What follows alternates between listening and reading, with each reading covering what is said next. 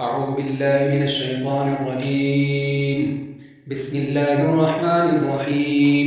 تبارك الذي بيده الملك وهو على كل شيء قدير، الذي خلق الموت والحياة ليبلوكم أيكم أحسن عملا، وهو العزيز الغفور، الذي خلق 7 سماوات طباقا، ما ترى في خلق الرحمن من تفاوت، فارجع البصر هل ترى من فطور، ثم ارجع البصر كرتين ينقلب إليك البصر خاسئا وهو حسير، ولقد زينا السماء الدنيا بمصابيح وجعلناها رجوما للشياطين وأعتدنا لهم عذاب السعير، وللذين كفروا بربهم عذاب جهنم وبئس المصير. إذا ألقوا فيها سمعوا لها شهيقا وهي تفور، تكاد تميز من الغيظ، كلما ألقي فيها فوج سألهم خزنتها ألم يأتكم نذير، قالوا بلى قد جاءنا نذير فكذبنا وقلنا ما نزل الله من شيء إن أنتم إلا في ضلال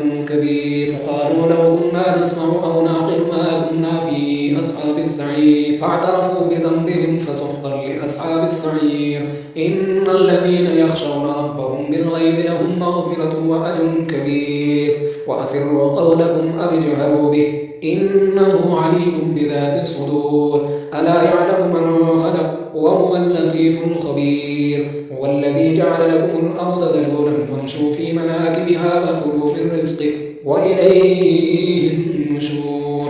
أأمنتم من في السماء أن يخسف بكم الأرض فإذا هي تمور، أم أمنتم من في السماء أن يرسل عليكم حاصبا، فستعلمون كيف نذير. ولقد كذب الذين من قبلهم فكيف كان نكير. أولم يروا إلى الطير فوقهم صافات ويقبض ما يمسكهن إلا الرحمن إنه بكل شيء بصير.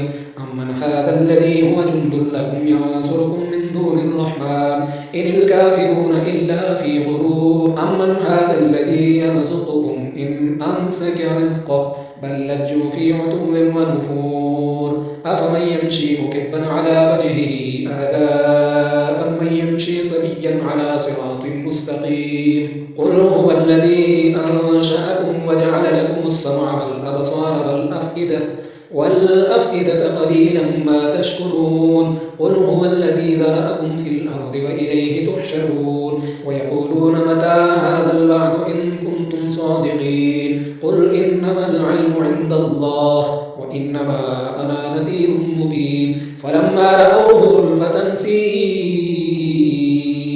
وجوه الذين كفروا وقيل هذا الذي كنتم به تدعون. قل أرأيتم إن أهلكني الله ومن معي أو رحمنا فمن يجير الكافرين من عذاب أليم. قل هو الرحمن آمنا به وعليه توكلنا فستعلمون من هو في ضلال مبين. قل أرأيتم إن أصبح ماؤكم غورا فمن يأتيكم بماء معين.